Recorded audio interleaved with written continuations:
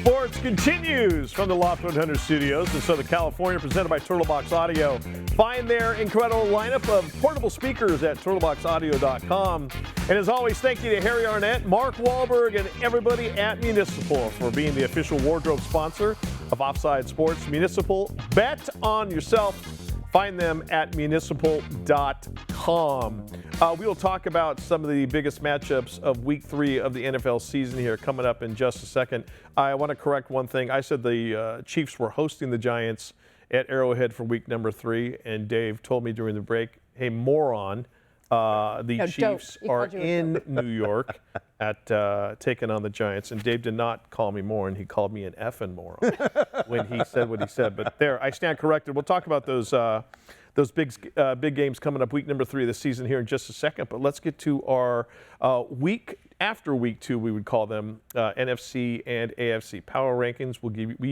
Each week we'll give you the top 5 in the NFC and the AFC. Allison, start us off first with your NFC top 5 as far as the power positions are concerned.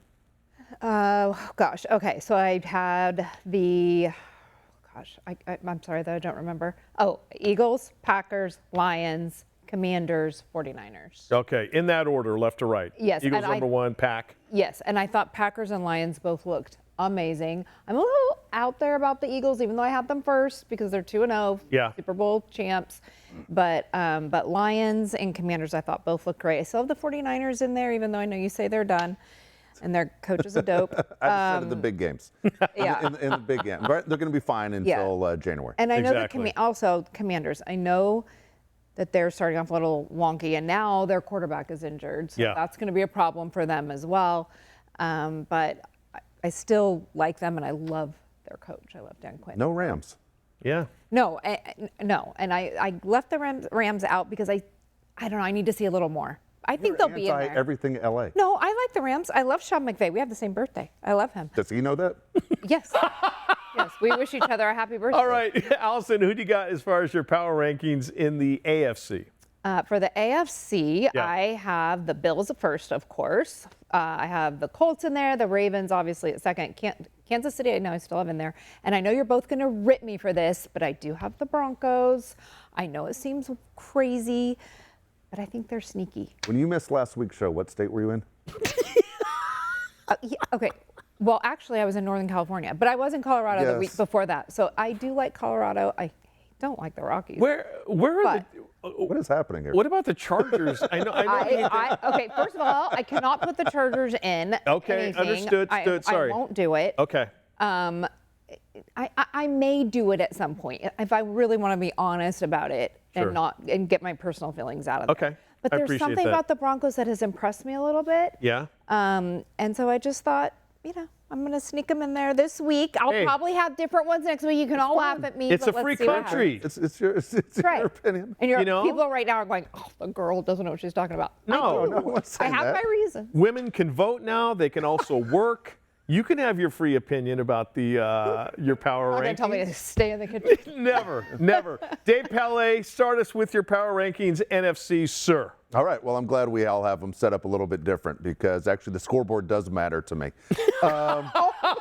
Look, last week I did tell you that I had the Eagles ranked number 1. And the reason was because they hadn't lost since the Super Bowl and they're still champs. Okay. Look, I'm a big, what's the eyeball test? The Packers look ridiculously good. The Packers look very, very good, and they've done a lot of things right. Okay. And the defense is scary, and Jordan Love, I think, is going to have that breakout year, maybe even an MVP year. But I have the Packers 1, I have the Eagles 2, the Rams 3, the Lions put on a heck of a show against the Vikings the other day, and the Commanders. I'm a big Jaden Daniels fan. The interesting thing about the Commanders is they have a really young quarterback, but they have the oldest team in the league. Which is nuts. Which is bizarre. But maybe it's that great mix of youth and veterans that, help him along the way. Yeah. Exactly right. And I'm not exactly sure what the Lions are. I mean, I understand that they did great, but the Packers embarrassed them in week 1. Yeah. But I think really it's the top 3 teams in the NFC right now that I think have a chance of winning a Super Bowl. All right. And as far as the AFC is concerned, your power rankings. All right, so I switched it up a little bit because I said I had Ravens, I think, number 1 last week because I said, how often does Derrick Henry fumble? Well, guess what? Hold my beer. I'm going to do it again. And he did it last week. So I said, you guys get moved out from number 1. You guys go back to number 2. Okay. Josh Allen and the Bills. It was interesting to see Josh Allen get banged up and had to be removed from the game. Yeah. Because you're saying it's always a matter of time before a quarterback gets hurt. He's so talented, you like to see him not get hurt and maybe pull back a little bit on that, but that's his game. Bills 1, Ravens 2, Chargers look outstanding with their culture. The Colts, I would never have guessed that the Colts would be undefeated and look the way they look.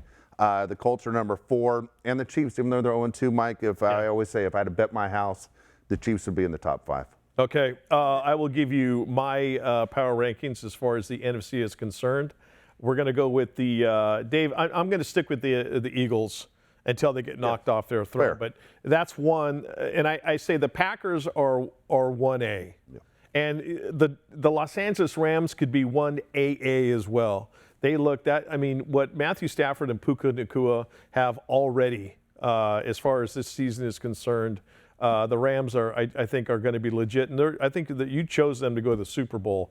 49ers, we're going to get to in the next segment the quarterback injuries that have crushed some of these teams so far, and then the Buccaneers. And I'm watching.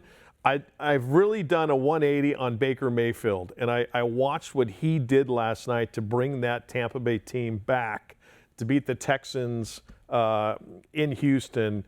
I like the Buccaneers number 5 as far as my NFC power rankings are concerned. In the AFC, it's probably not going to really surprise anybody out there. I've got the Buffalo Bills number 1, and Dave, the only difference I think between you and I, Dave, is I've got the Bengals at they're 2-0, but again they're on the cusp of that eyeball test. It's 2-0, they're undefeated so far, but man, the road's about to get really, really rocky for Cincinnati. That will definitely change. Bills, Ravens, Chargers, as much as a Raider fan, it makes me sick to my stomach to say that team is looking awesome. And that offense and that defense are clicking early on. Granted, they're owned by the Spanoses, which mean they can invent a new way to screw it up. Chargers, Colts, I'm the same way. Daniel Jones, God bless him. Rejuvenated, rebirth there in Indy. Happy for him. And as I said, the Bengals are my number 5. Okay, injuries have been stupid insane as far as quarterback position in the NFL. Week number 2, Joe Burrow goes out with a toe injury. He is now gone for 3 months. He's going to have surgery. Depending on how the Bengals do the rest of the season, we may not see him the rest of the season. Justin Fields goes out of the Jets game with a concussion. He's day-to-day. He may play this weekend. J.J. McCarthy, thanks for everything, J.J., my fantasy football quarterback. He goes out with an ankle sprain. He will definitely miss this next week. You've got Brock Purdy, who's got a toe injury, did not play in their game, but, Mac Jones came in, got the win. That's all that matters. And then Jaden Daniels, the young guy you talked about with the Washington Commanders, he has a knee sprain. And he is not sure that he's going to be able to play, or the team is not sure that he's going to be able to play this week. They're going to host my Raiders there in D.C. But Allison, this is 5 marquee guys who their team's future is riding on their shoulder right now. How, if you're the NFL, if you're Park Avenue, New York City, are you freaking out in the NFL offices? Oh, for sure. My heart really broke for Joe Burrow. I think the Bengals finally maybe we're going to have, they're in your power rankings. I thought they were going to have a shot. Yep. And I think that injury changes everything for them. And his career, it seems like every year this is happening to him. And that makes me sad for him. It makes me sad for all these guys. But I think the game is evolving. The defenses are stronger, faster, tougher. Yep. And the quarterbacks are a target, and they're just getting nailed. And Dave, if I'm Joe Burrow, I'm like, get me the hell out of Cincinnati. And I know he signed that giant deal, but listen, invest in an offensive line.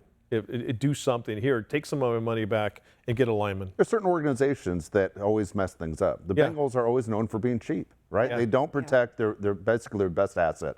So Joe Burrow's about to do something next year. If you guys haven't already figured out what's about to happen, he's about to be the first ever 3-time comeback player of the year. That's no joke. You That think sounds about it, it's ridiculous. amazing. I had never thought about it that way. I was driving and thinking the same thing, going, this is the craziest thing. And he's so talented and everything he does, but they have not figured out a way to protect him because they don't want to spend the money. They don't put the money in the right form of saying number 9 is the most important thing going. If you look at the Bengals on TV, everyone only wears one jersey. It's number 9. And Joe Burrow's an Ohio guy. I mean, it's such a great story. He was at Ohio State. Then he went to LSU and he came back. He's back in Ohio again. And everyone says this guy, when healthy, is as good as anybody in the league, yet you can't protect him. And you look at the other quarterbacks too, and you go, yeah, once your quarterback is gone, basically you're done. And you're so right about offensive lines. They need to be paid. You need to get the best of the best if you're going to protect. I mean, Baker Mayfield last night looked like he was going to get demolished over and over. I mean, I know they won, but he literally looked like he was getting thrashed around. All right, we will look at some of the marquee matchups as week 3 of the NFL unfolds beginning this Thursday night. And is Tom Brady about to come out of retirement and play football again? We'll tell you right after this on Offside Sports.